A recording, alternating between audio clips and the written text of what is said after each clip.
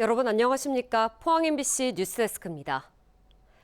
대구 경북이 행정통합 추진에 전격 합의하고 본격적인 논의 테이블이 마련된 가운데 이재명 대통령이 오늘 신년 기자회견에서 지방주도 성장 전략을 5대 성장 전략 가운데 첫 번째로 제시하며 광역 행정통합을 국가 성장의 핵심 과제로 공식화했습니다.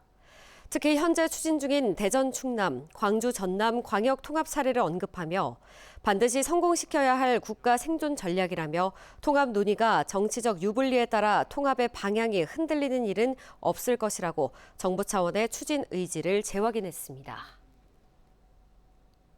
대구 경북 행정통합이 급물살을 타고 있습니다. 대구시장 권한대행과 경북도지사가 속도감을 강조하며 지방선거 전에 성과를 내기로 했지만 졸속 우려가 동시에 나오는데요. 정부가 제시한 인센티브에 매몰돼 주민 동의와 같은 중요한 절차를 외면해선 안 된다는 건데 지방선거와 맞물려 진통이 예상됩니다. 윤태호 기자가 취재했습니다.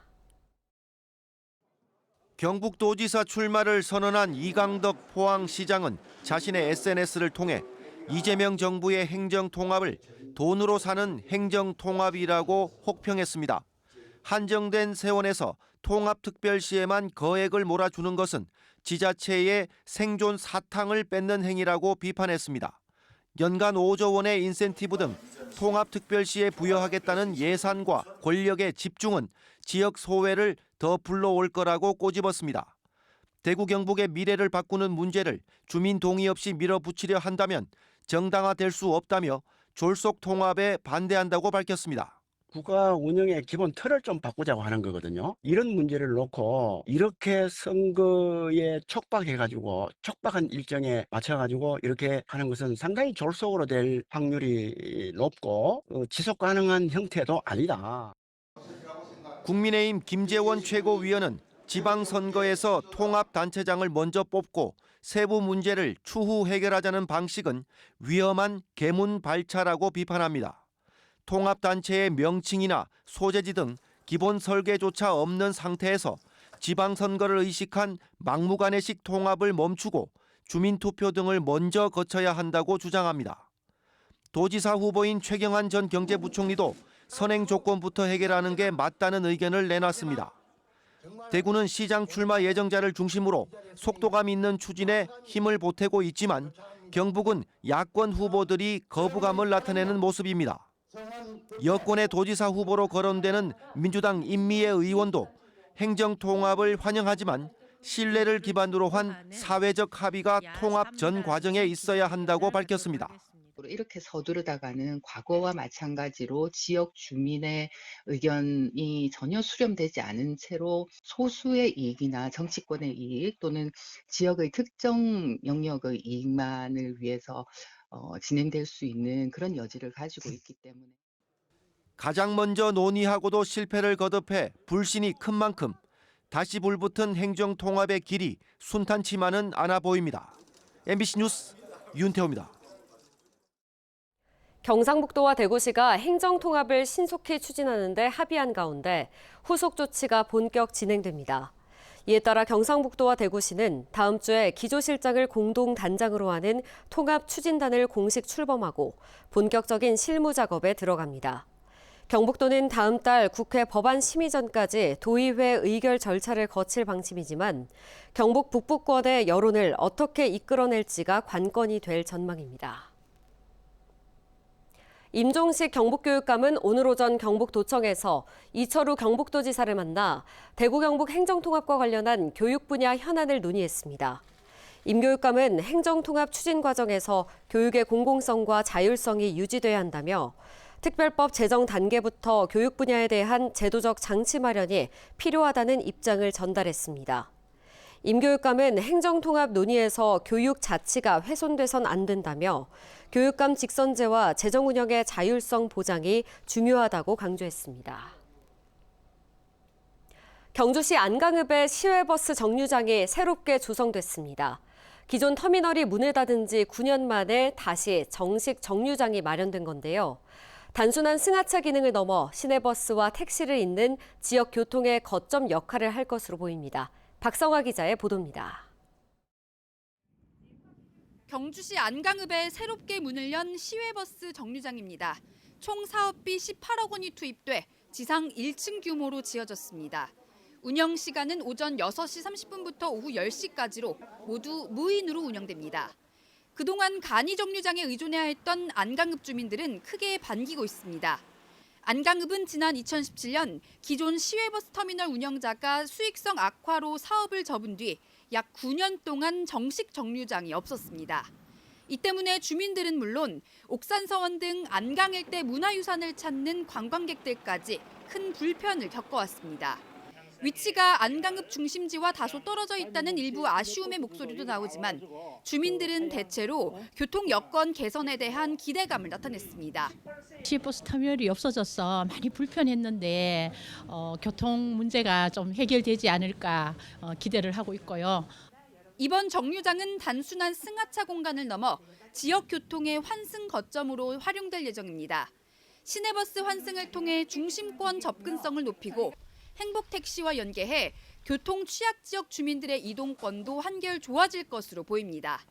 시외버스에서 내리시는 분들이 이제 시내 중심지로 갈 수도 있고 그리고 강동 쪽으로도 행복택시를 이용해서 충분히 갈 수 있기 때문에 아주 편리하게 이용할 수 있습니다. 경주시는 다음 달 중 본격적으로 정류장 운영을 시작할 계획입니다.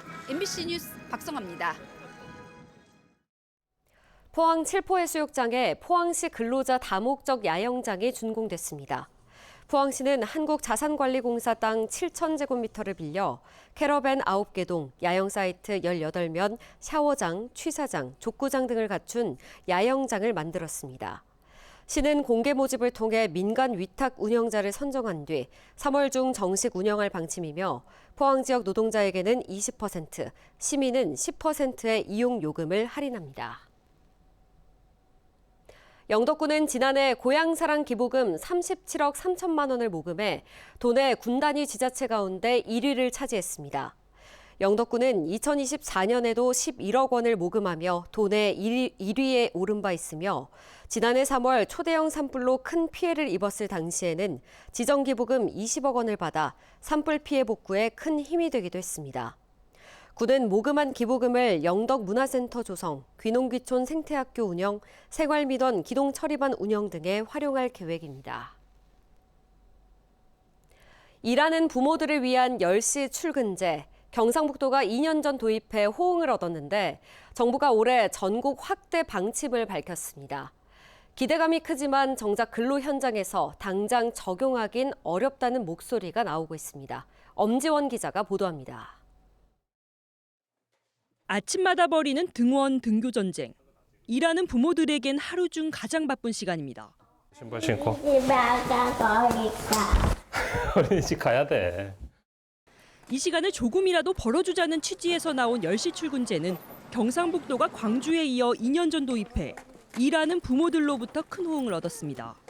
일찍 데려다 줄 때 미안한 감이 있어요. 그래서 제가 조금 늦게 출근하면 애를 좀 늦게 데려다 줄 수 있으니까.